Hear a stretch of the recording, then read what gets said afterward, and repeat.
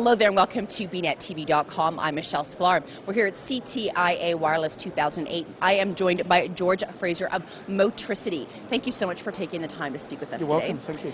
For our audience members that are tuning in for the first time, give us a brief overview. What is Motricity about?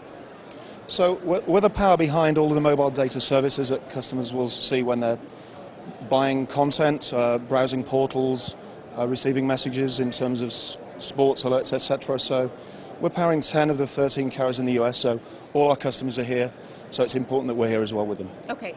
What do you mean by when you use the word powering? We hear that term a lot within the industry, but you know the viewers that come to BNet TV are an amalgamation of different types of people. And so let's explain what you mean by that word as it relates to your services. So let me take an example. So on AT&T, we run MediaNet for them, so we're the entire technology platform. We provide all of the tools in terms of ingesting content from the various partners that we have. We adapt the technology and the content to fit all of the various handsets, the hundreds of handsets that they have. Right. And we make it easy for people to navigate around that environment, make it simple. Right. You know, it's interesting. One of the things that we've been, hearing so far at the CTIA show is the ease of use. Yes. For the end user. And it's something that we never stop talking about. I don't know why we're still talking about it. Are we getting too picky? Are we stubborn? Is it not easy enough? What are some of those challenges and how are we going to get there as far as how you guys sort of participate within that part of the ecosystem? Well, it's an ongoing challenge for us because if you look at penetration of the types of services that we have, each carrier is really running at about kind of 5% of their base, and they'd really love to get the other 95%. So right. I think a lot of the focus that we've got is ease of discovery.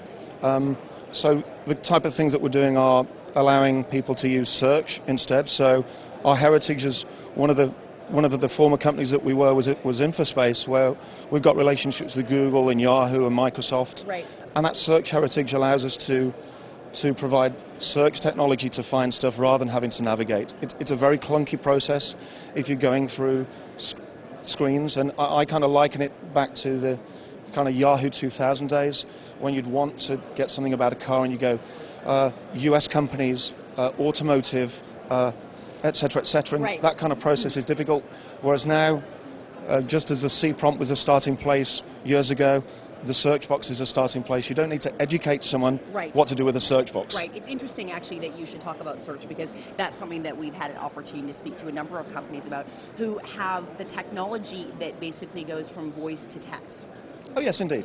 And, I mean, I think that's a technology today that we're going to see more and more of. And one of the reasons why I'm bringing that up is that, you know, the challenges of searching on a mobile phone, right? I have a BlackBerry, and I'm constantly having to send emails, and I have one thumb that's trying to move, you know, really quickly. And it's a lot to handle no matter what I do. Or the instances of people wearing hands-free sets while they're driving, but still need to know where am I going, what am I doing, where's the nearest this?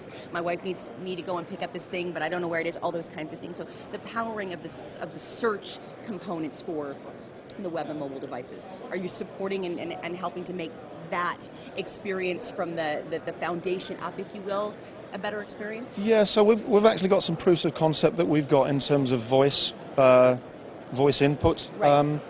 Interestingly, the kind of user studies that we've done have been mixed. So we haven't deployed anything for lifetime yet, right. But it's certainly something that's of interest. We'll see how it goes, but right now people seem to be happy just inputting text. There's enough text fiends out there, right. such that I think they can input Madonna into a search box easily enough, you know. Okay, well that's not it.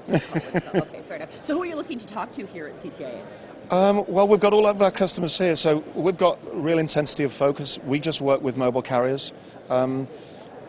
We've merged two companies effectively, what was the former InfoSpace Mobile with Motricity, right. And we're intensifying our focus to look after the carriers that we've got, so AT&T, Sprint, Verizon, right. all of the senior executives there that we're meeting up with over the next few days and have already done so over the last couple of days as well. Where are you guys based out of? We're in Bellevue. We've got offices in London, in Paris, in Rotterdam in the Netherlands, and in Bellevue, so the headquarters is in Bellevue. Right, and did you recently relocate to the Washington area now? Yeah, I moved over just before Christmas, so Any enjoying... reason why you sort of look, somewhat milder temperatures for sure, but not like Vegas. Any reason why you sort of maybe strategically looked at where you were going to have your head offices? Well, yeah, the whole the greater Seattle area is it's like Silicon Valley too, from my perspective. Right. You've got a lot of the Microsoft money is now flowing into lots of startups. There's a great talent pool, an incredible talent pool around there, so it works for us. Fantastic. Do you guys have some new announcements for the show? Well, it's really the new motricity, the merged business. Right. So we've got our plan of record now for the year.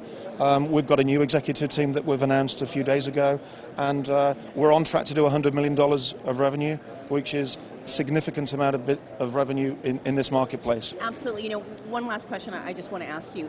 It's interesting when you look at, I guess, some of the experiences from the dot-com era and coming into the mobile space and the boom and bust and that kind of thing, and some of the mistakes, if you were, that were made in the dot-com area. I always enjoy hearing what you think has made a difference in your business model that's going to give you that strength of sustainability. And clearly, you're looking to accomplish some pretty major goals this year. So, what's the secret to that in terms of that sustainability? Well, interesting point you raise. So my background, I used to work for AOL, and one of my colleagues just over there, Brendan, who runs our new product development, he's an ex-AOL guy as well. So we do look at history and see how things have aligned. Yes. It'll be a different version of events, but there's a lot you can learn from what's happened on the web. Yes. And the key thing from our perspective is always aligning the business models with the way our customers make money. So, yeah, advertising is an interesting one, but some of the analysts describe it as it's the trough of disillusionment right now. So I'd rather follow the money in terms of people's rate plans and try and encourage more people to go on data plans. If we can do that, the carriers will happily share the spoils of the success with us, which is what our business model is all about. Right. Fantastic. George, thank you so much for joining us today. We've been speaking here with George Fraser of Motricity. We're here at CTIA Wireless, and I'm Michelle Sklar with BNetTV.com.